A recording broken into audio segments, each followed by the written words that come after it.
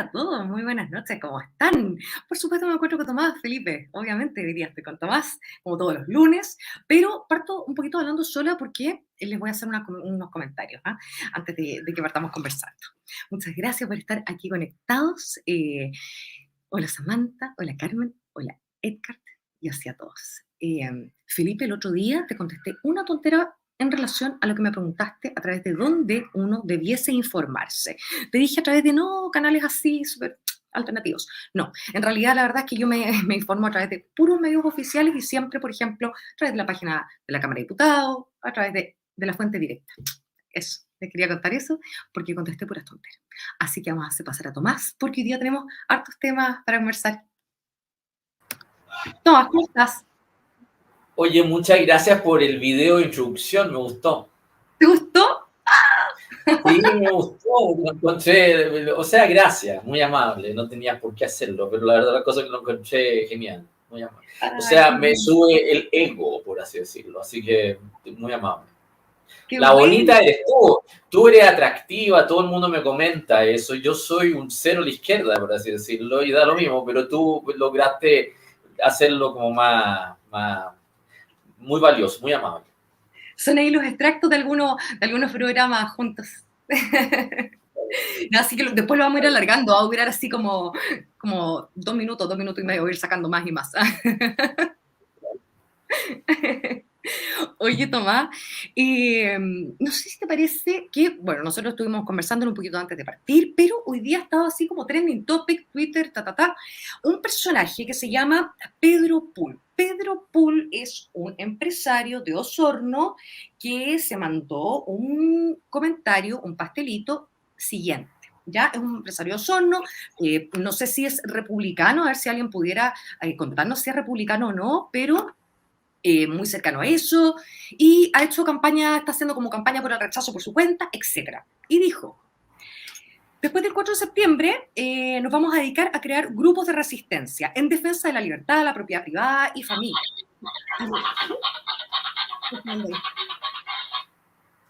Y lo vamos a hacer a la buena o a la mala. Y no van a ser 3.000 como el general Pinochet y no va a haber exilio dorado. Se van a ir a la isla Dawson y con poca ropa y a trabajar. Ya, muy atinado el comentario, obviamente, súper bueno, nos suma mucho a la campaña del rechazo. ¿Qué te parecen este tipo de personajes? ¿Por qué se da que hay espacios en la política para que este tipo de personaje aparezca como así? ¿Qué opináis? Porque hay un Fatal. vacío político en rechazo, o sea, la verdad. Eso es demasiado evidente. Rechazo no está haciendo una campaña, no existe campaña de rechazo, no existe. Eso es lo que vengo insistiendo, se los he dicho a ellos, pero además ya lo estoy diciendo en público, por así decirlo. No hay campaña de rechazo.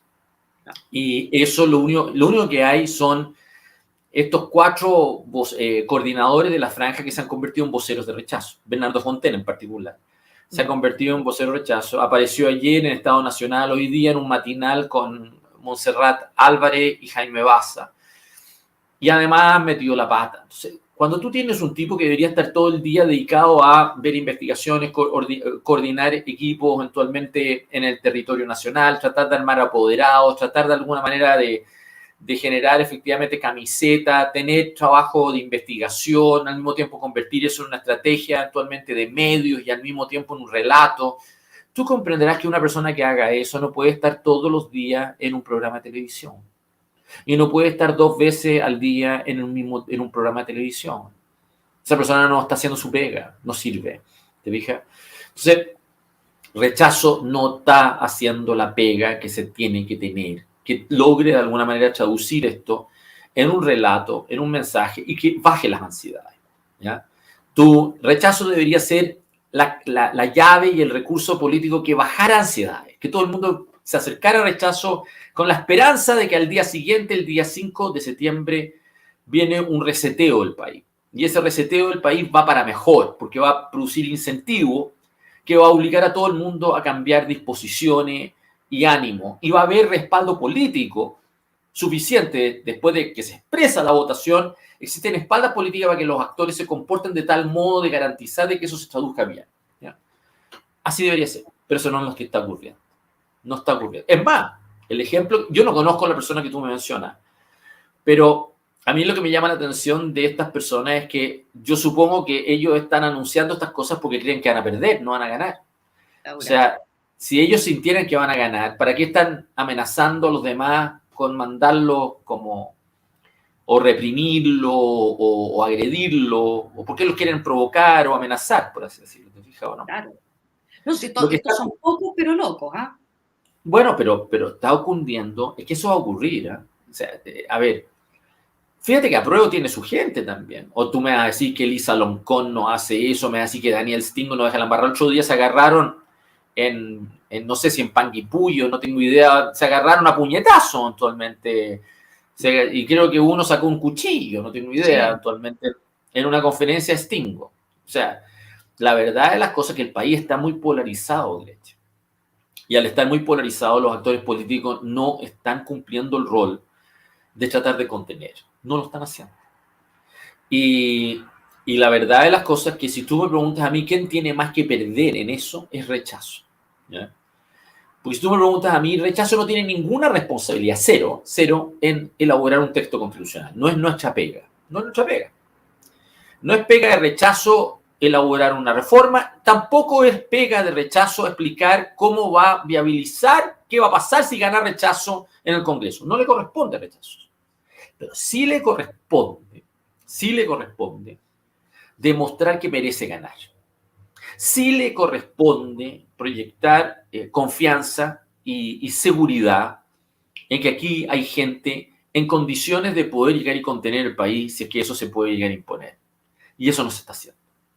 La misma idea de llegar y tener muchos rechazos, varios rechazos, que cada cual haga lo que quiera, como me lo explicó un sujeto a mí, en una comida de sushi, que me invitaron justamente para discutir este tema, actualmente hace unos meses atrás. Yo quedé al lado. Y yo le explicaba cómo era posible que ellos, nosotros hubiéramos hecho eso en el 88 y habríamos perdido frente a Pinochet. Todo el desafío nuestro era disciplinar. Todo el desafío nuestro. Teníamos al PC en una estrategia armada. Veníamos saliendo actualmente del atentado Pinochet en el Melocotón. Veníamos saliendo Álvaro Corbalán. O sea, perdona que te lo diga actualmente. Había una cantidad de distractores, por así decirlo, que echaban a perder lo que estábamos haciendo. Pero nosotros mantuvimos un control férreo del relato. Y mantuvimos un control férreo de las espaldas políticas para llegar y bajar las ansiedades. Y fuimos capaces de hacerlo. Aquí no. No hay. Esa es mi discusión con Javier Macaya, con Luciano Cruzco, que eso es lo que no se puede conversar con Chaguán. Con Chaguán no se puede conversar nada. ¿Ya? Eso es mi discusión con Juan Sutil. ¿Ya?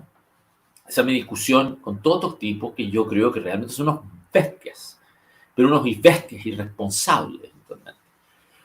Este no es el problema, fíjate tú, ya sabes cómo yo pienso de Kast. Ya sabes lo que yo pienso de la Tere Marino. Ya sabes lo que pienso del Rojo Edwards. Ya sabes lo que yo pienso de esos pescados, por así decirlo. Pero ellos no son culpables en este momento. Sería yo muy injusto de tirarme en contra de ellos en este momento. No son el problema, ¿te fijas o no? El otro día Kast fue a la Contraloría y yo no me quejé. ¿Por qué hay que quejarse de que Kast vaya a la Contraloría? A mí me parecía irónico que el populista de derecha va a la Contraloría mientras la comedia, que es la de Evelyn Matei, va a hacer un sit-in adelante de un consulado venezolano, fíjate. ¿Qué hace Evelyn Matei haciendo y agitando el relato antimigratorio? ¿Qué hace ella haciendo eso? No le corresponde. Es contraproducente. ¿Ya? Entonces, aquí la gente no está cumpliendo su rol. Eso es lo que quiero explicar. No está. Y no hay nadie que los ordene. No hay nadie que los ordene. Alguien tiene que hacerlo. Da lo mismo. Mira, y mira lo que te voy a decir, Gretchen. Da lo mismo que esa persona caiga bien o mal. Porque ponte tú que hubiera sido yo. Es evidente que si yo agarro el teléfono y yo llamo a la Tere Marino y la Tere Marino me va a decir, ¿quién eres tú? ¿Te fijas o no? Pero no se hace así. ¿Te fijas o no? No se hace así. La persona que cumple ese rol tiene otra gente que sí tiene contacto con todas estas personas y se les dice, mira, tú llama por teléfono a estas personas y dile que se ordene. Y lo hacen. ¿Ya? Eso es lo que yo quiero tratar de graficar, de darle espalda a esto. Si nadie lo da. ¿Y sabes por qué nadie da espalda a esto? Porque los chilenos nos hemos vuelto personas que no nos gusta decir pesadeces. No nos gusta contener. No le hemos dicho a nadie no. Les decimos que le echen para adelante. Celebramos a todos estos bestias. Celebramos a estos enajenados eventualmente y lo dejamos hacer. Y eso genera no solamente un problema porque lo hacen, sino que genera un problema de frustración porque una vez que lo hacen, esas personas se meten en problemas. Y después los dejamos votados. ¿Te fijas o no? Los dejamos votados. Entonces se genera un roce y un conflicto político de personas que son muy precarias, tremendamente precarias, que manejan pasiones políticas eventualmente, y que sienten que sus líderes los usan y los usan para mal. ¿Te fijas o no? Eso es el elenco político hoy día de Rechazo.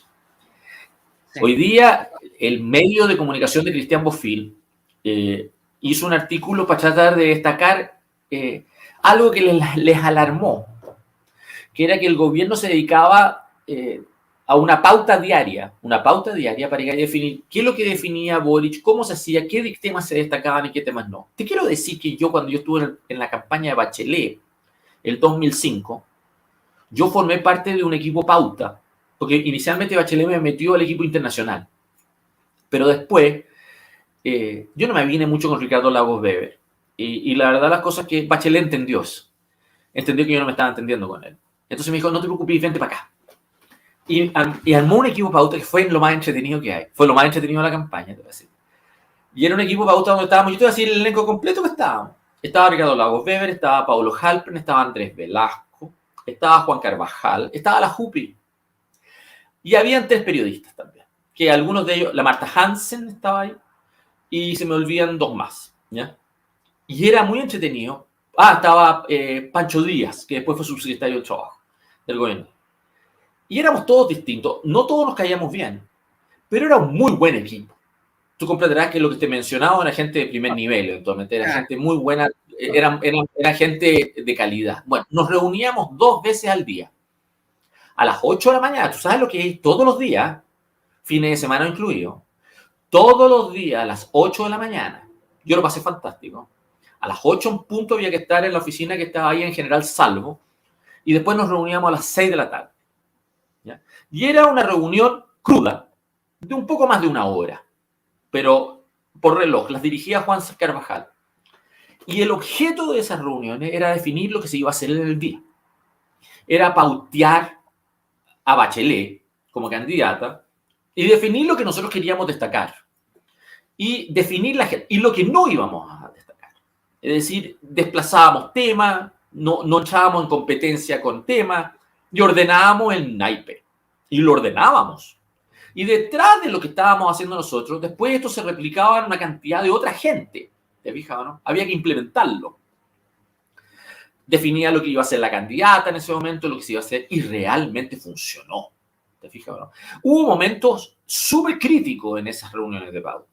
El más crítico de todo, y no me voy a olvidar nunca, es cuando el hijo de Bachelet, en ese entonces estaba en la Dirección de Relaciones Económicas Internacionales, la DIRECON. Sebastián Dávilo empezó a hacer opiniones, hizo una entrevista personal, estando en la DIRECON, ¿ya? En el gobierno Lago, ¿ya? Y hace una entrevista personal que daba a entender de que tenía pretensiones políticas. Entonces, tú comprenderás que se hizo cuestión de esta cosa. Dice, ¿qué se cree este huevón? ¿No? En un determinado momento, él no es el candidato, por así decirlo. Y tuvimos una discusión respecto a qué es lo que íbamos a hacer con Sebastián Dávilo, ¿ya? Y yo me acuerdo que la Jupi, después de la discusión de 1 hora, porque realmente la Jupi tenía la calidad, que venía del MIR, pero se entendía con Bachelet, y se entendía muy bien con ella eventualmente, y era muy cruda eventualmente, y era muy rápida. Entonces agarra el teléfono, terminamos la reunión, y agarra el teléfono y llama a Sebastián Dávilo. Lo llama, adelante nosotros, estábamos todos ahí. Estábamos ahí. Y lo llama. Y yo escuchaba esta cosa porque no todos estábamos pendientes de esto, pero yo me puse pendiente porque lo encontré divertido. Yo lo encontré divertido. Y ella le dice, oye, tú tienes que tomar una definición. O tú renuncias, te vienes para acá y renuncias a tu cargo, o de lo contrario, no te metes en la campaña y te quedas en tu cargo. Entonces yo no escuché la parte, pero por lo que le dijo la Jupi en esa conversación, era evidente que el tipo estaba tratando de jugar y manejar y dilatar. No. Entonces ella le dice, no, yo necesito tu respuesta ahora. ahora, no después, ahora. Toma la decisión. ¿Te quedas en tu cargo y renuncias a la campaña o te vienes a la campaña y renuncias a tu cargo? Y el tipo toma la decisión en ese momento que se queda en su cargo y no se va a meter en la... Perfecto, te quedas callado entonces. No te queremos como tema. Y se acabó el tema. Y yo lo encontré notable. Fueron los momentos más estelares de lo que se fue el manejo para entender la lógica de cómo se daban las relaciones entre ellos, por así decirlo. Pero yo lo que te quiero decir es que ahí había una pauta diaria. Yo en todas las campañas que yo he estado, existe una pauta diaria. ¿Ya? Y es probablemente un equipo extraordinariamente de confianza del candidato que normalmente funciona para ver temas y tratar de ordenar el night. Bueno, yo te quiero decir una cosa, rechazo no tiene pauta. No existe pauta, rechazo. No existe. Y tú comprenderás de dónde están estos locos, ¿te fijas o no? ¿De dónde están? Es lo más normal que hay que existe una pauta. Y no existe. Han mandado a Evelyn Matei con Codina al norte, a Colchane, y es patético. Es patético. Saludan a la gente en las calles, así. Pero una cosa sin carne, ¿te fijas? Sin objetivo, sin foco. No saben administrar el recurso de la gente que tienen disponible. No saben ordenar el relato. No saben destacar temas. No existe un tema de rechazo en el día. No existe, ¿tú lo ves? No. ¿Cuál es el tema hoy día de rechazo? Fíjate que hoy día en la pelea del matinal se produce una pelea entre Baza con Bernardo Fontaine que yo creo que finalmente terminó perjudicando a Bernardo Fontaine. Porque si bien es cierto que si tú entiendes algo, el tema fue con respecto al tema de la vivienda, el tema de la vivienda en la Constitución. Yo no concuerdo con lo que dice completamente Baza, pero la verdad de las cosas que Baza se lo dice de tal modo que deja callado a Bernardo Fontaine. Lo deja callado. Lo deja callado. Y además, la Monserrat Álvarez le descalifica la respuesta a Bernardo Fontaine porque le dice que era puro slogan, por así decirlo. Y Bernardo Fontaine se descontrola y empieza a llegar y descalificar de la izquierda al otro lado. Yo decía, mira, adentro en este esquema, este tipo no sabe lo que está hablando, no sabe cómo enfrentar el relato ajeno, no sabe cómo colocarse encima. El tipo es un desastre. Ayer había estado en esta jornada y ayer en Tolerancia Cero, yo no vi estos programas, pero yo he visto las reacciones de los programas, ¿no? Y ayer en Tolerancia Cero estuvo Mario Weissblut. Y Mario Weissblut, de nuevo, hizo la misma tontera actualmente. Llevó unos gráficos. A Weissblut le fascinan esas tonteras. Se fabrica unos gráficos y trata de ser efectista. Entonces, Matamala lo descoloca porque le cita unos posteos en donde supuestamente el tipo se había equivocado. ¿Ya? Sí. Y Weissblut eventualmente llega y lo reconoce que se había equivocado. Pero se convierte eso en la descalificación completa respecto al desempeño de Weissblut. Entonces, Mario, desde que se ha metido en este tema, ha terminado siendo descalificado por su propia gente. Toda su gente de Educación 2020, la gente que lo conoció en la Universidad de Chile y otro, lo ha salido a descalificar. ¿Ya? Entonces, tú tienes a un vocero importante de rechazo que ha pasado buena parte de todas sus apariciones defendiéndose. Defendiéndose. Es una cosa impresionante. Defendiéndose. Sí. Si yo decía adentro, ¿cómo es posible que estos tipos no son capaces de entender algo que cuesta entender? ¿Eh? Yo sé que te estoy diciendo cómo no lo puedo entender, pero alguien que tiene alguna experiencia en esto lo va a lograr hacer, son dos temas. El primero, que este es un plebiscito que es muy tentador entrar en la trifulca adversarial. Es tremendamente tentador entrar en eso. Si te dicen poto, decir pa' tu madre y dos más. Claro. Y lo que tú tienes que hacer es que eso es una provocación y tú tienes que salir de esa trampa. ¿Te fijas o no?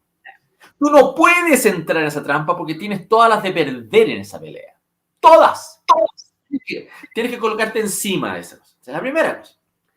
Y la segunda cosa que yo creo que cuesta mucho entender en esta lógica es que toda la gente se ha metido en una especie de esquema parecido a Sin Filtro. ¿Has visto ese programa o no?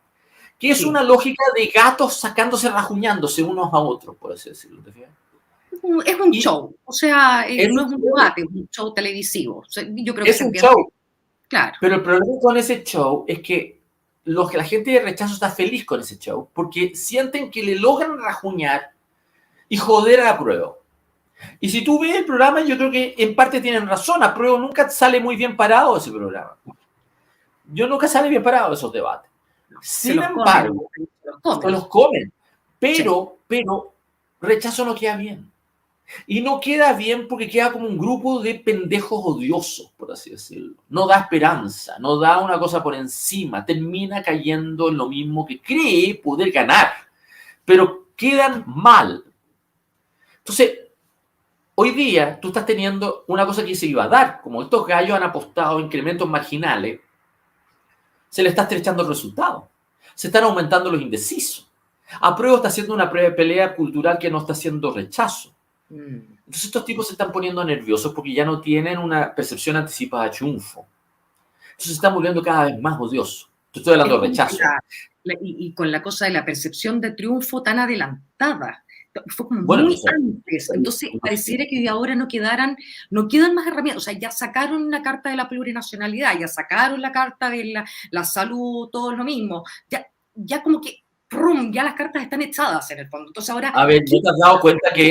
¿no te has dado cuenta que aparte de lo que ocurrió con respecto al derecho a la vivienda hoy día de Baza, en general a Prueba no le gusta discutir el contenido del texto, descarga, No, no les gusta. Discuten cualquier otra cosa.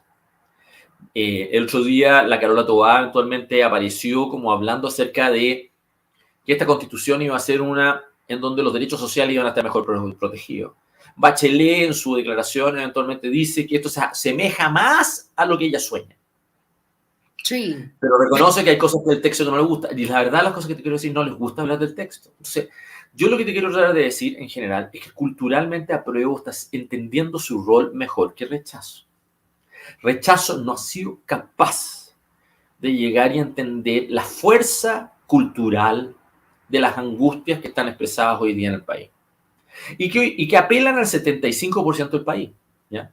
No ha sido capaz de llegar y enfrentarlo. Al Frente Apruebo ha trabajado mejor el tema de generaciones jóvenes. Ha convertido esto en una disputa generacional. ¿Ya fijas? Entonces, si tú me preguntas a mí, esa falta de criterio, de comprensión del tema, obedece a que los tipos no han hecho la pega, están tardes, no tienen la investigación apropiada, no tienen, fíjate, han hecho de rechazo solamente una campaña de marketing y no existe siquiera un lema. O sea, de Estamos hecho, a tú en el 40 días del apruebo, plebiscito. como que pareciera que en el apruebo la cosa está clara, es esperanza, esperanza, esperanza. Pero en el rechazo no hay nada sólido, no hay nada. Bueno, te quiero decir que Leave Campaign en Inglaterra, lo que se le atribuye a Dominic Cummings como su gran contribución, era Take Back Control. Recuperemos el control. ¿Ya? Y eso generó una mística muy potente. Y si tú ves eventualmente la campaña del No, la alegría ya viene, fue un hito importante que generó una mística decisiva eventualmente y que fue clave eventualmente en el resultado electoral. Claro, estos tipos están trabajando en la franja y la franja televisiva todavía no ha empezado, pero es muy tarde la franja para los efectos de este plebiscito. Es muy tarde. Y además no tiene el impacto que tuvo en ese entonces, por así decirlo, porque la cacofonía de mensajes es tan grande, por así decirlo, que la franja va a ser un ingrediente más de una cantidad de otros recursos, por así decirlo. Entonces, estos tipos no tienen campaña. Y tienen a unos voceros que la están embarrando y aparecen todos los días y se desgastan, no hacen su pega, no se colocan por encima, son pendencieros, o sea, yo sé que yo me he vuelto muy odioso, pero yo a Pancho Rego lo he tratado como Pedro Picapiedra en Cancún. Entonces, no sé si tú has visto, o sea, este sujeto aparece todos los días sin filtro con una nueva polera, estamos todos muertos fríos y aparece como vestido Cancún, por así decirlo, eventualmente, y lo usa como un recurso escénico. Lo usa igual como era el delantal de Bachelet, lo mismo que era eventualmente el delantal de médico de Girardi, lo mismo que eran las casacas rojas de Piñera y de Orrego, lo mismo que son distractores, el mismo el sombrero de Pepe Out, no sé si te acuerdas del sombrero de Pepe Out, ¿ya? Esos distractores demuestran que los tipos no están haciendo su pega, son muletas, ¿ya? Y además, si tú empiezas a ver el discurso de Pancho Rego, es lo mismo que tú me decías de este señor de Osorno. Es mi ley. Es mi ley. Que la derecha chilena hoy día termine... Imagínate, se olvidó de Portales, se olvidaron de los historiadores que han descrito la historia política del siglo XX y el siglo XIX. ¿Ah? Encina. ¿Ah? El caso eventualmente de Gonzalo Villalpa, el siglo XX. Se olvidaron. No, hoy día son mi ley. O sea, no tienen idea. En el minuto yo parece que te conté. Y, una vez en una entrevista a José Antonio Caz le pregunté por Mario Góngora. Y no, la verdad es que ese tipo de puentes culturales. Corto el ensayo. Oye, ¿Ah? y es tan corto el ensayo. El ensayo es cortísimo. Tiene 100 páginas. Es lo más corto que hay. No haberlo leído es una vergüenza. Son fuentes culturales. No son. No tiene nada que... Al final yo creo, Tomás, que, por ejemplo, ponte tú lo que ha hecho, y yo sé que tú eres súper crítico de Desborde, pero Desborde, con Hugo Herrera detrás, ¿ya? Que al final es una mente, como la mente podría ser, o sea, ahí está la fuente, ¿no? O sea, hay gente que se ha dedicado por lo menos a estudiar, no sé, pues estudiamos Góngora, cualquiera, o sea, pero estudiémoslo, ¿cachai? Tomemos algunas ideas, rescatémoslas, a ver, veamos qué es la derecha, y no esta cosa así tan mercantilista. Y, o sea, yo cacho, pero en el fondo tú te das cuenta, porque que lo que tú estás tocando son temas de conversa, ¿te fijas o no? Si Rechazo hubiera agarrado todos estos ingredientes y los convierte como no solamente relatos, sino que motivos de conversación, sí. Esa conversación te tranquiliza a la gente, ¿no? Primero que le permite desahogarse, te permiten hablar, y te da como una estructura, te da una orden a esta cosa, ¿no? Te da un sentido. Bueno, ese es el rol del liderazgo político. Yo trato de explicarle porque yo me he visto, fui a ver a mi mamá hoy día, y la verdad la cosa es que con la nana de mi mamá, que de repente me preguntó, estaba una nueva o una persona que en realidad atendía a una tía mía, pero la verdad cosa que me decía, y don Tomasito, porque me tratan, es una mezcla entre formal y cariñoso, entonces, don Tomasito, ¿qué hace usted? Entonces, ¿qué hace usted? Entonces yo la miré como medio perplejo, yo la miré perplejo, le dije, yo le contesté así porque no me quedó otra alternativa, lo que yo hago no es valorado. Lo que yo hago no es valorado. Yo me dedico a la política y me dedico a construcción de relatos y al mismo tiempo de formar opinión pública. Pero no es valorado y además en este circuito yo produzco mucho recelo de una cantidad de personas que no quieren verme ni en vitrina, por así decirlo. Pero lo que yo te quiero plantear es que en Chile ese rol político es clave y no existe en este momento. No está. No está. Hay una cantidad de agitadores que quieren llegar y justamente jugar a pasiones. ¿Ya? Y esas pasiones políticas yo creo que perjudican al Rechazo. No sacas nada con bajar quórums o ofrecer un nuevo texto constitucional si no eres capaz de resolver el tema de las expectativas y las pasiones. Si no resuelves expectativas y pasiones del país, no va a haber en este plebiscito una llave que le permita llegar y salir para adelante. Y yo no he logrado convencer eso. Yo reconozco que no solamente no es valorado lo que yo hago, sino que no he logrado en este ciclo convencerlo. Y se nota. O sea, lo que te quiero decir es que está empezando a ocurrir la angustia y están entrando en pánico los gallos. Entonces, los gallos se están asustando.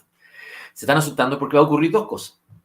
Una vez que tú apuestas por tener una percepción anticipada de triunfo que se te cae, desaparece. ¿Sabes lo que te pasa? ¿Sabes lo que te pasa, pues, Yeltsin? Que toda la gente, a toda la gente que tú le has agitado esa percepción anticipada de confianza y que te estaban sumando y te estaban haciendo claque, esa gente empieza a entrar en pánico. Y esa gente empieza a llegar y decirte, bueno, ¿y qué vamos a hacer? Cambien la estrategia, cambien los voceros, cambien los otros. Y ahí va a tener a Bernardo Fontaine, que va a estar horquillado por gente que lo va a estar criticando, que va a estar diciendo que no está haciendo la pega, que en el fondo, por favor, sáquenlo de la cámara, mándenlo a trabajar, no lo pongan en un matinal, no lo lleven a los canales, y vas a tener lo que no puedes tener en un plebiscito de esta especie, que es una discusión estratégica en pública respecto al manejo de tu campaña. Y en vez de estar discutiendo sobre tus adversarios, sobre el texto de la Constitución y sobre lo que te da ventaja, vas a estar a la defensiva. Y eso es lo que está ocurriendo en este momento. Está a la defensiva. Y en realidad, mira, justo hay hartas preguntas en el chat y la mayoría son de Felipe, así que te voy a hacer un comentario nomás y vamos a ver las preguntas que hay, porque en realidad hay hartas y Carlos me acaba de decir, oye, hay hartas preguntas. Pero pasa también, por ejemplo, que en realidad fue un tremendo revés el que hizo Boric, ¿no? Porque la derecha ha quedado muy marcada con la cosa de las fake news. O sea, de hecho, sí, hubo una cosa que afectó mucho, por ejemplo, a que aumentara tanto Gabriel Boric, que hubiera tanta diferencia, era que en el fondo del Frente Amplio, el Partido Comunista y todos ellos dijeron, bueno, oye, ellos mienten todo el tiempo. Y efectivamente era como tanto el bombardeo de informaciones y de cosas que no eran tan claras y todo lo demás, que quedó como la derecha mentirosa. Y después, ahora, la semana pasada, llega y Gabriel Boric hace un recordatorio. Bueno, por eso somos tan distintos, José Antonio Kast y yo, y ustedes saben más o menos cómo funciona ese sector, que son los de las fake news. Entonces ahora, ¿cómo se sale de ese estigma, ¿no? De las mentiras, porque es un estigma, ya está el timbre. Estos gallos mienten, ¿cachai? Yo no tengo ningún inconveniente que Apruebo se confunda con Boric. Al contrario, yo quiero que sea así. Sí, ¿tú crees que conviene? Sí. O sea, Depende. En el diseño mío, sí. Ya. Primero porque va a ocurrir igual. Así que prefiero 1000 veces usarlo a mi favor que convertirlo en una amenaza. ¿Cuándo yo lo convierto en una amenaza? Cuando voy a la Contraloría, cuando empiezo a convertir esto en un tema jurídico, cuando empiezo a llegar y justamente a ser oficios de fiscalización de la Cámara de Diputados. Eso no sirve a nada. Yo al revés, yo quiero que se meta más.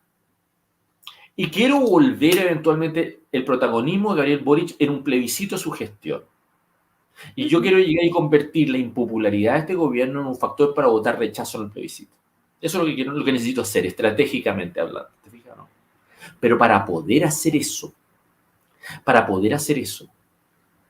tú tienes que asumir de que Boric va a tratar de alguna manera de confundir rechazo con Kast o con la derecha. O con... Bueno, es que la derecha está ayudándolo a convertir rechazo en la derecha. Sí. Hoy día, esto es una discusión que tuve con Javier Macaya. Javier Macaya me repitió la frase de Cristian Valdivieso y me dice a mí actualmente que la derecha puede quedar marginalizada en rechazo. Yo le dije, ¿qué es esa huevada? Porque además le cobré que eso lo había dicho Cristian Valdivieso en la segunda. ¿Qué es esa huevada que me estás diciendo? ¿Quiere decir que tú crees que puedes no votar rechazo? ¿Que puedes llegar y no llamar a votar rechazo? No te queda otra. Yo puedo decidir si yo no voy a votar rechazo, pero tú no. Toda tu cultura política va a votar rechazo, no te queda otra. Pero además la huevada que estás diciendo es falsa.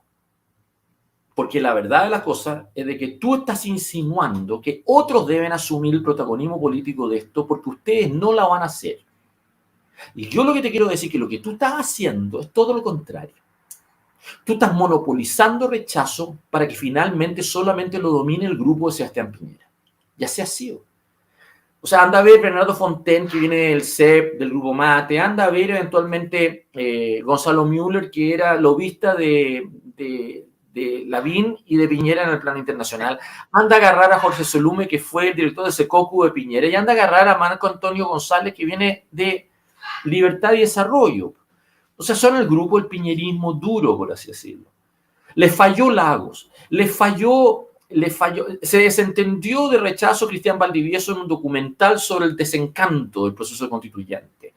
Le ha fallado Cristian Banken, le ha fallado Amarillo, le ha fallado Weisbluth, le ha fallado eventualmente... ahora han recurrido este fin de semana a Sergio Mico y a una hija de la Mireya Baltra. O sea, ahora la apuesta están todas las cartas en Sergio Mico. Yo no sé qué van a hacer para que hable más Sergio Mico. O sea, yo creo que la tiró ahora nomás y eso sería todo. No sirve eso. Y te voy a explicar por qué no sirve, aunque me pusieran a mí. Porque ningún vocero, o a la Evelyn Matei, imagínate lo que hicieron con la Evelyn Matei. Ningún vocero es capaz de dar confianza o credibilidad que los grupos que están detrás de rechazo se van a comportar. ¿Tú me vas a decir que Juan Sutil va a desaparecer de esta campaña? No. ¿Tú me vas a decir a mí que eventualmente los grupos que están en el grupo de Piñera eventualmente van a cambiar su estrategia? ¿Que el señor Pancho Rego va a dejar de llegar y ir a sin filtro y poco menos que llegar y convertirse en el Milei chileno? ¿Tú me vas a decir que Nicolás Ibáñez se va a ordenar? ¿Tú me vas a decir que Nicolás Ibáñez se va a ordenar? No. Sí, el problema radica en este momento que cuando yo le dije a Javier, tú me estás diciendo a mí algo que no es cierto. Tú me estás diciendo a mí que ustedes no quieren llegar y tener protagonismo en esta campaña y yo te estoy diciendo que ustedes lo que están haciendo son perros hortelanos, que están impidiendo armar una campaña en donde efectivamente ustedes puedan llegar y reciclarse políticamente. No lo han querido hacer. Y ahí se quedan callados. Entonces, yo lo que te quiero tratar de decir efectivamente es de que yo veo a mí no me gusta rechazo como está construido. No tienen experiencia, es una estrategia de marketing, les ha fallado sus supuestos, ha dependido de una percepción anticipada de triunfo que ahora se le va a poner en jaque. Quedan 40 días, 40 O sea, en una días. semana fueron 5 puntos, Tomás, en una. Oye, sí, no solamente 5 puntos, sino que suben los indecisos, es mentiroso esos números. ¿Y por qué son mentirosos? Porque no es verosímil que te estén subiendo los indecisos. No es verosímil. Hubieran ido del rechazo. Pareciera que era O gente sea, que... no cabe la menor duda que el aumento de indecisos beneficia a apruebo más que rechazo. ¿Por qué? Porque en general tú entraste a este plebiscito con buena onda a favor de rechazo. Rechazo entraba en ventaja en este plebiscito. Y se le ha ido perdiendo esa ventaja. Entonces la pregunta es ¿por qué? Y se te ha perdido porque no ha hecho la pega. No son las personas apropiadas, no tienen el buen diagnóstico, no tienen el trabajo para ello. Entonces, ¿y por qué no quieren ganar? O sea, ¿cómo es posible que tú coloques a cargo de una campaña por rechazo un señor que estaba como constituyente apostando por aprobar? Eso era Bernardo Fontaine. ¿Cómo es posible que esa persona sea la persona que hoy día está repitiendo en 40 segundos 4 veces rechazo? ¿Quién es este señor? Yo lo conozco, no lo conoce nadie. Nadie conoce a estos 4 tipos. Yo los conozco, sé quiénes son, sé de dónde vienen. Entonces, los tipos les entra por un oído y les sale por otro. No van a corregir. Entonces, lo que va a venir, ¿sabes lo que va a pasar a Gretchen? Lo que va a venir. Porque no les queda otra. Van a venir con encuestas demostrando que ganan. Ay, eso ya lo hizo Gonzalo de la Carrera una vez, pues ya sabéis cómo le fue. Pero no les queda otra. Entonces, los tipos efectivamente van a apretar acelerador. Van a apretar acelerador. Y no les queda otra. Porque en el minuto que ellos empiezan a reconocer que estamos tan tarde, que en el momento que reconocen que están equivocados, tienen que irse. Si tú lo que debieras tener en este momento es lo mismo que pasó con Pinochet, si tú no tienes mala memoria, pero... Yo no nacía, Pinochet, ya, pero quiero contar esta historia. Cuando ocurre el desarrollo del plebiscito y se empieza a notar que el gobierno le está yendo mal, ¿ah? El gobierno entra en pánico y se produce dentro del gabinete discusiones estratégicas que se filtraron. Ahí hay una vieja discusión muy fuerte entre Melnik, para que tú sepas, y Francisco Javier Cuadra.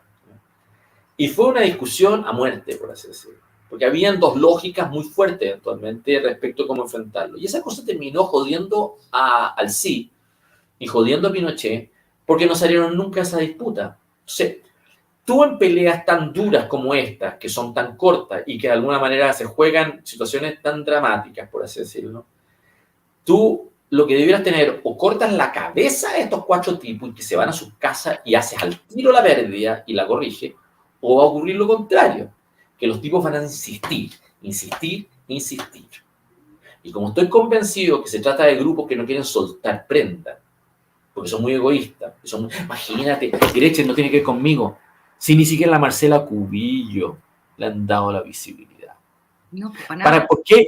¿Y por qué es la Marcela si era la Marcela la persona de ese mundo actualmente, la apropiada? Por 2 razones. Primero, es la única que entiende el problema en ese mundo. Es la única que lo entiende. Porque lo entiende. Como constituyente lo entendió perfectamente bien.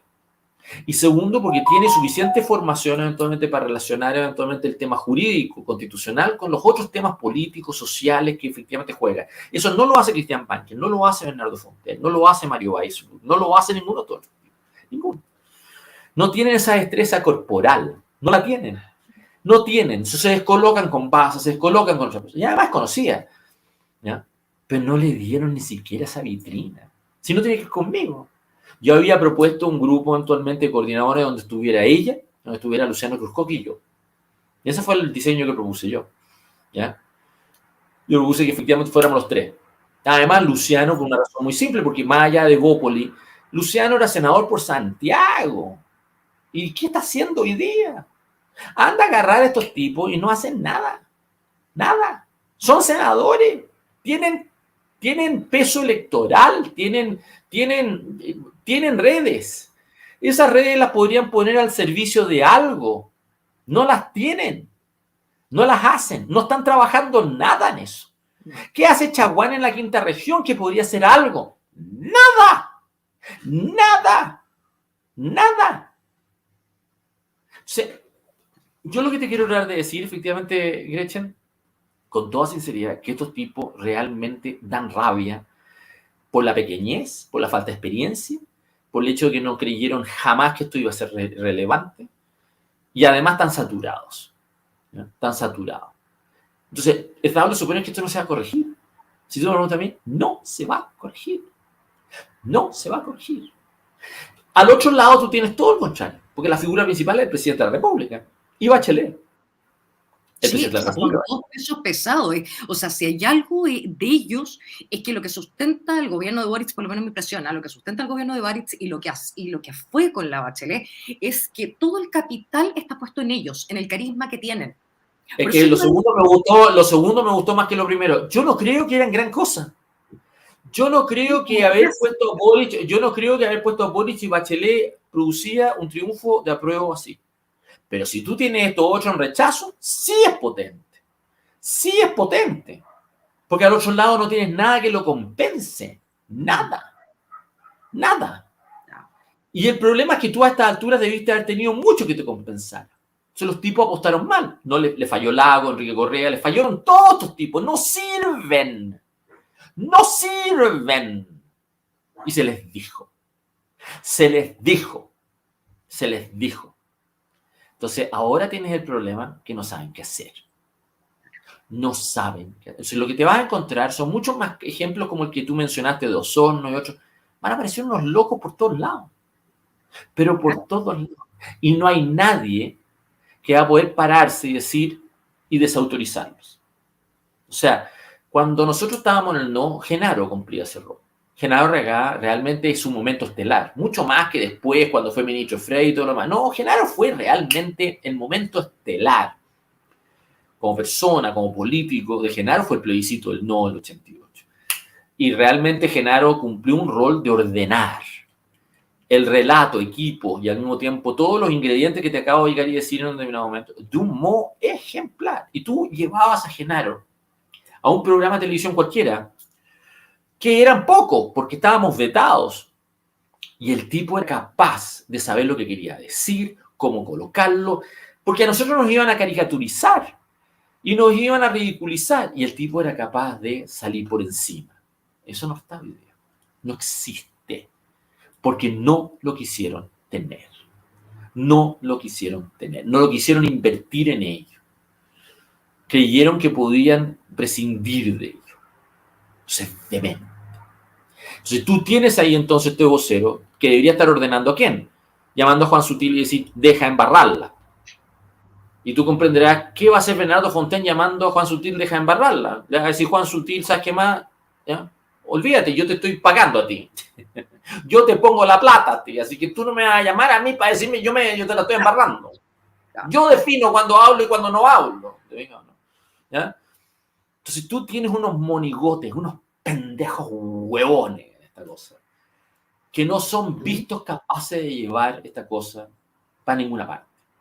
Para ninguna parte. Y al otro lado tenías al gobierno, la verdad. Te quiero comentar algo y después te juro que tenemos que ir a las preguntas de Felipe, porque son N y están súper buenas. Pero antes te voy a hacer un comentario, que salió el diario, esta salió en el sábado. Dice, por ejemplo, obispos y nueva constitución advierten aspectos incompatibles con la fe cristiana que ponen en riesgo la libertad religiosa. Antiguamente la Iglesia Católica se pronunciaba y eso tenía un efecto, creo yo, tengo la impresión, pero tenía un efecto en la sociedad. O sea, algo producía y más o menos orientaba para dónde iba la bolita, ¿no?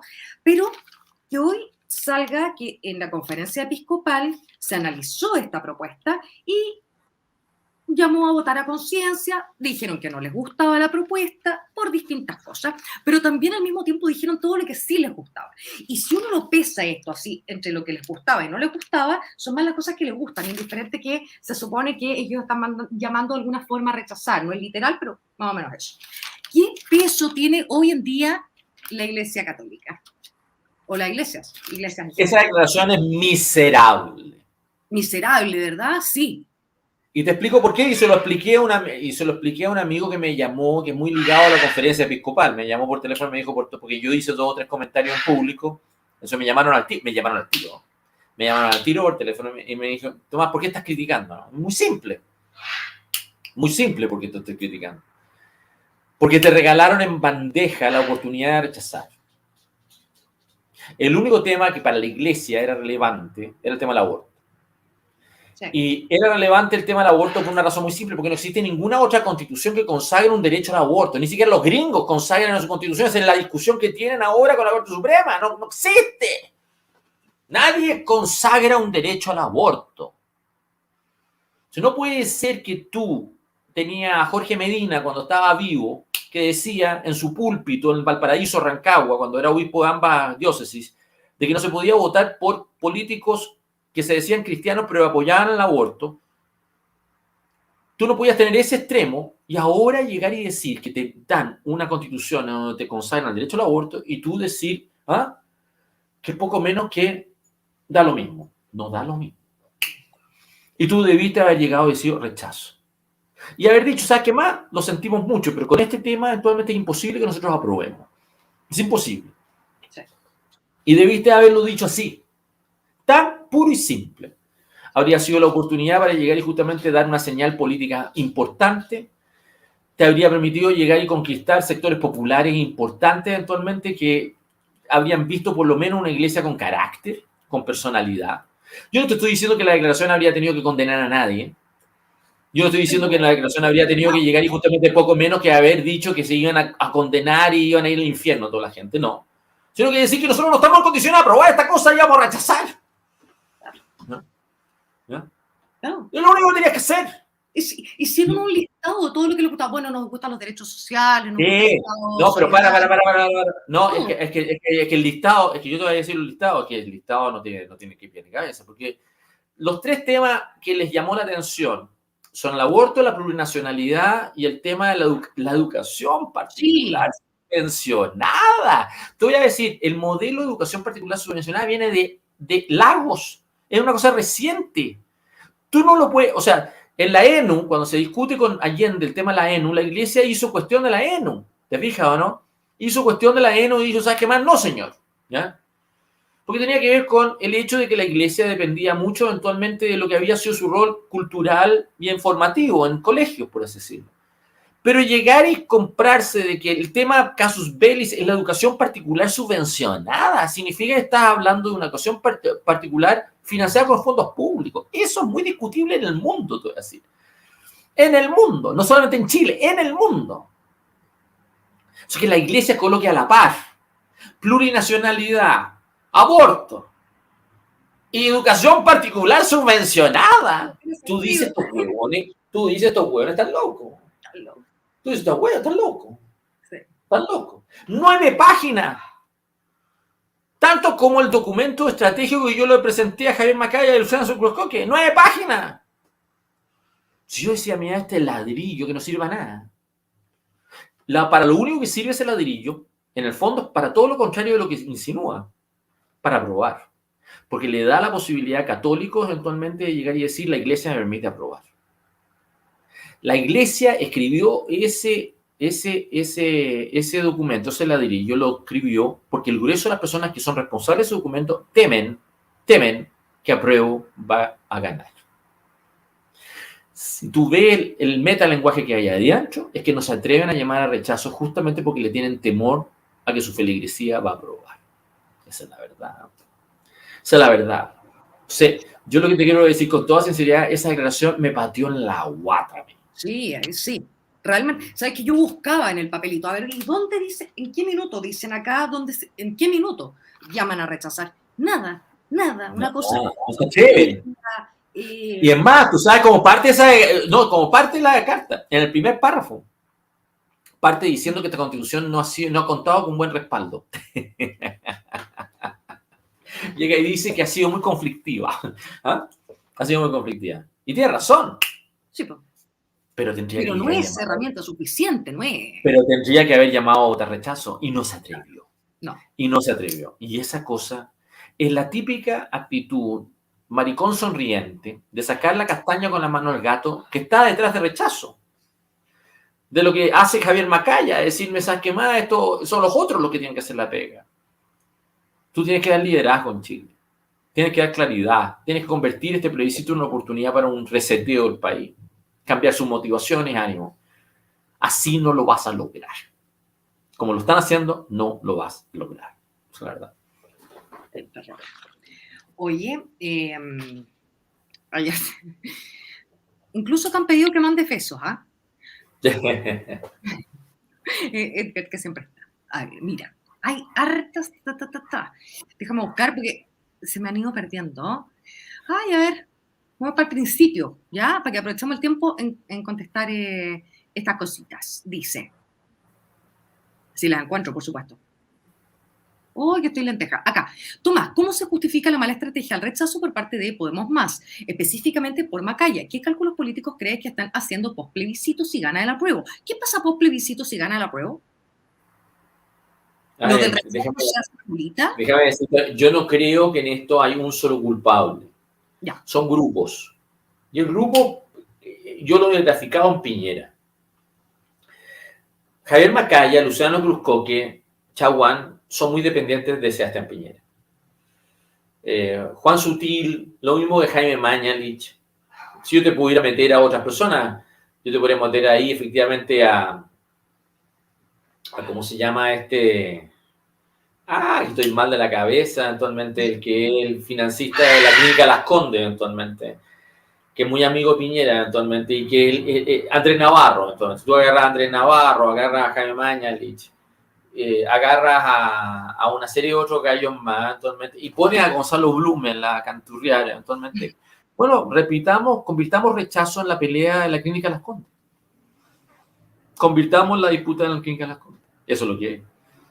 Y detrás de estos tipos está también la colonia palestina, está también eventualmente unas trenzas judiciales que están en la cuarta sala, en la tercera sala de la Suprema, actualmente con Sergio Muñoz y la Ángela Vivanco.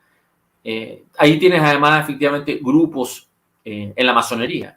Tienes grupos además al mismo tiempo y que son todos unos grupos actualmente que están enfrentando esta coyuntura mal. Ahora la iglesia se suma mal.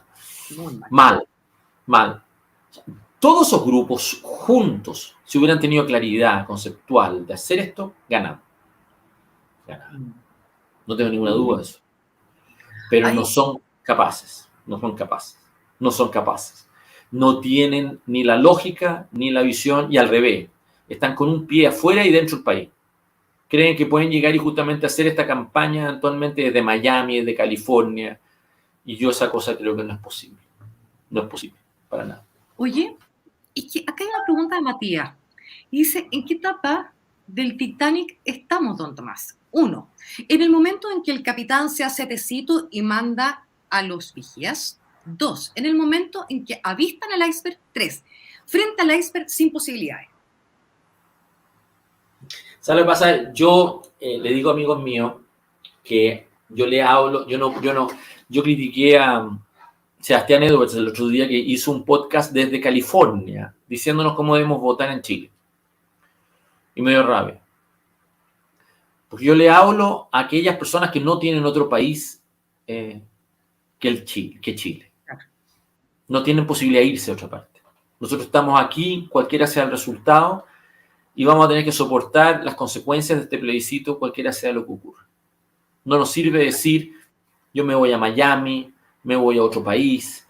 No sirve decir, da lo mismo. No me sirve tampoco tratar al electorado de Chile eventualmente como si fuera idiota, imbécil, y que merece poco menos que lo que nos ocurre.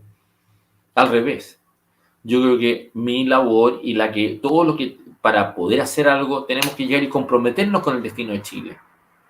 Entonces, cuando a mí me hacen estas preguntas, tú comprenderás que para un gallo como yo no soy un pesimista, yo soy un optimista. Me dedico a esto porque creo que Chile es posible, ¿no? Justo hay Si una no, pregunta. no me dedicaría a esto, me cambiaría de rubro, entonces. Me dedico a esto porque creo que todavía Chile tiene salida, por así decirlo.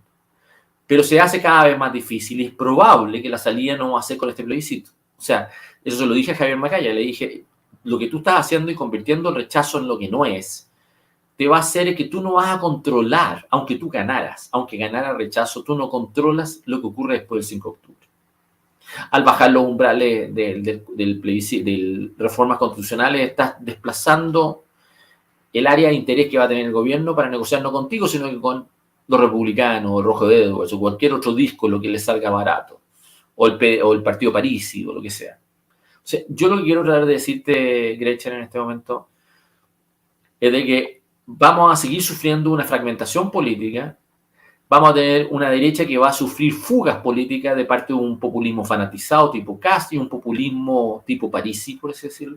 Eso es lo que ocurrió en toda la región, no solamente en Chile, ¿eh? Eso es lo que ocurrió en El Salvador. Y eso es lo que está ocurriendo en Brasil. Eso es lo que ocurrió actualmente en Colombia. Eso es lo que ocurrió por todos lados, ¿no? Entonces, y eso ha terminado desequilibrando a favor de tu izquierda. No es dable suponer que nosotros vamos a hacer una excepción a eso. Entonces, la pregunta es cómo personas como yo nos apiamos a esa realidad de país. ¿Ya? ¿Qué hacemos ahí? Si yo tengo dos preguntas que tengo que contestarme en estos 40 días. La primera pregunta que tengo que contestarme es, ¿cómo ganamos a pesar de estos imbéciles? ¿Cómo ganar a pesar de? Esa contéstala luego, sí, Tomás, porque yo también necesito saber. No, yo no tengo claro. Es una pregunta con la cual amanezco y me acuesto últimamente. Claro. La segunda pregunta que me tengo que hacer es, ¿qué se va a hacer después cualquiera el resultado? ¿Ya? Y ese es, yo te voy a ser sincero, no tengo respuesta a ninguna de las dos todavía. ¿Ya? No las tengo, no las tengo, o sea, me encantaría repetirlas. O sea, yo creo que algunas vez son las dos grandes preguntas que tendría que preguntarse cualquiera que quisiera de alguna manera marcar una pauta en este ciclo y marcar una diferencia con las tonterías que se están haciendo. Sí. Y yo siento que yo tengo una responsabilidad en ese punto, así que siento que tengo que responderla. Pero dame por lo menos unos días para llegar y desarrollarla más. Sí, por favor. Justo había una pregunta que preguntaba, valga la redundancia, que preguntaba justo por qué seguir en el fondo en esto. Si la cosa es tan caótica, ¿por qué? Porque no tengo otra cosa. Ah, qué buena pregunta. En el caso mío, en lo personal, ¿tú quieres mi respuesta privada? ¿Y qué pretendes que yo haga? Yo estoy cancelado en lo personal, no solamente por la izquierda en Chile, por gente de mi generación además, y gente con la cual he hecho proyectos políticos como la Democracia Cristiana y otros. Si no, estoy cancelado por esta otra derecha. ¿Tú crees que a mí estos tipos quieren darme tribuna? No, me escuchan, sí, pero tenían ganas de barajarme. En este momento yo soy más un problema para rechazo que para prueba, por así decirlo. Al revés. Entonces, yo para serte sincero, en este momento, como me dijo una vez Carlos Montes, a mí, el actual ministro de Vivienda, me dijo, a ti te quieren ver muerto. Si nosotros viviéramos en otras épocas, Tomás, a ti te hubieran decapitado hace mucho rato. Y eso ya lo tengo claro actualmente. Entonces, a mí me preguntan por qué sigo en esto, tal vez por sobrevivencia, no me queda otra, no tengo otra. Yo no tengo otra. Todo el mundo cree que los estímulos que me ponen a mí es para quedarme callado. Al revés, los estímulos que me ponen a mí es imposible quedarme callado. Es imposible. Y no por estructura de personalidad, sino porque no me queda otra forma de sobrevivir. ¿Sabes? O sea, yo no tengo otro país que Chile. ¿Ya? No me puedo ir al extranjero, no estoy en condiciones de poder hacerlo, efectivamente. Mi país es aquí. ¿Ya? Y tengo un perfil público tal que no me permite despercudirme de este problema. ¿Ya? No tengo. O sea, si yo voy al centro, voy a otra parte, yo voy en metro, voy normalmente, pero sé quién soy y sé que al mismo tiempo me van a enfrentar. Cuando yo estuve para el estallido social, si tú recuerdas bien, yo caí preso, ¿no? Y caí preso por la ordenanza de Lavín, si tú recuerdas bien. Si yo tenía que ir a una prisión nocturna y llegar a las 7 de la tarde a una cárcel que quedaba en la calle Lira, ¿estamos? Si yo tenía que irme en micro, por el otro lado del Mapocho, y después cruzar todo lo que era José Miguel de la Barra, donde estaba el Bellas Artes y hasta la Alameda, ¿y tú crees que no me reconocían? ¿Y tú crees que ese reconocimiento era gratis, por así decirlo? Yo me encontré con barricadas eventualmente en la Alameda, eventualmente en donde un pelota me reconoce y me conmina a mí a ayudar a alimentar la barricada. Y yo reacciono duro, digo, ándate, fui bastante duro, por así decirlo. Pero me podrían haber agredido. En ese entonces no me pasó eso. No me pasó eso. Hoy día sí me pasaría. Hoy día sí me pasaría. Lo que te quiero tratar de decir efectivamente es que yo no tengo forma de arrancarme de este clima. ¿Ya? En lo personal. Te estoy dando mi respuesta personal, ¿no? Y yo creo que lo que me pasa a mí le pasa a cualquiera de los chilenos en otros planos, por así decirlo. Una persona en Osorno, en la Araucanía, en Coyipulli, no se puede arrancar de la violencia. Nadie se puede arrancar de la violencia en Maipú, en Puente Alto. Nadie se puede arrancar de la violencia hoy día de lo que está ocurriendo en Valparaíso, en Viña. No hay forma de arrancarse. Entonces, la verdad de las cosas es que lo que nos está ocurriendo a Chile hoy día es que tenemos el país que tenemos. Y aquí hay Politilandia que cree que este clima lo resiste Chile. Y yo discrepo eso. Yo creo que viene una ruptura. Y esa ruptura se va a expresar. Yo creo que no se dimensiona adecuadamente cómo el tema constitucional no va a ser capaz de tranquilizar el país. No lo va a tranquilizar para nada. Las expectativas están desbocadas, el mal ánimo entre los chilenos están y se nota. Y eso es un problema muy grueso del país. Esa es la verdad. Y por eso sigo en esto. Tal vez por sobrevivir. Porque creo que de alguna manera no hay derecho a tenernos así. No hay derecho. Gracias, Tomás. Oye, está para cerrar. Justo tiene que ver con cómo va a terminar la cosa. Porque dice Pablo, si sale, te pone un caso hipotético en donde si sale el apruebo, los terroristas y narcos van a arrasar con la gente del sur.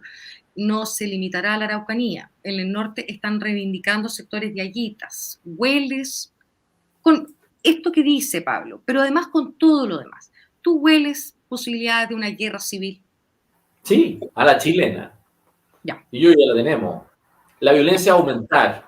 La guerra civil chilena es que vas a tener una violencia que va a aumentar. ¿Ya? Tienes a Yaitul justificando y agitando actos delictuales. Sí. Y no le hacen nada. No. Si yo te quiero decir efectivamente que vas a tener una prédica de la violencia en Chile que se va a expresar. Entonces, cuando digo la chilena es porque es a la cobarde. Va a ser una guerra civil de desgaste. Va a ser aumento de violencia, va a ser captura judicial, va a ser bandas criminales, va a ser deterioro urbano, va a ser al mismo tiempo un conflicto político y un deterioro del Estado, un completo deterioro del Estado. Y va a ser al mismo tiempo en una total impunidad, y un deterioro público importante. Entonces, si alguien cree que eso no es una guerra civil, bueno, lo que pasa es que cada día va a ser peor. Los incentivos nosotros, a ver, Gretchen, nosotros debimos haber estado en este plebiscito, incluso aunque hubieran sido gente de apruebo. El mensaje de apruebo, Gretchen, debería ser que Chile va a ser, después de apruebo, más pacífico. Pero no se atreven a vender esa tontera. No lo hacen. Ellos saben que apruebo no tranquiliza al país. Lo saben. Ellos lo saben. Ellos saben que no pueden vender que al día siguiente tienes un país en paz. ¡No lo tienen! Tienen un país en conflicto. Lo saben. Bueno, yo lo único que te quiero decir es que ese deterioro político es responsabilidad de quienes dirigen el país. Y ese deterioro político hay que cobrarlo. Y eso se va a cobrar de las maneras que sean. Si que no lo puedes hacer valer en los tribunales, la gente se va a tomar justicia a mano propia. Va a haber eventualmente una inquina completa. Y cuando tú tienes entonces un debate político sobre control de armas o sobre, en el fondo, un desequilibrio tal, ¿no? Boric preocupado de Taylor Swift y no de lo que le está ocurriendo eventualmente con Meigs, con el barrio Meigs. Claro, una vergüenza. Vas a tener un gobierno como la Intelequia, mientras tú tienes esta especie de selva, muy violenta. Muy violenta. Yo agradezco que mis hijas tengan 18 años, pero a mí en este momento mandarlas al colegio, eventualmente ya es un viejo, eventualmente. O sea, yo te quiero tratar de decir, vamos a empezar a encontrarnos con situaciones que realmente, o sea, que ya las vemos. Anda a ver el Instituto Nacional, Barros Arana, anda a ver efectivamente, anda a ver eventualmente las universidades, están radicalizadas, hay un deterioro político muy importante. Bueno, va a aumentar, va a aumentar, esa es la verdad. Para peor. Para peor. Sí.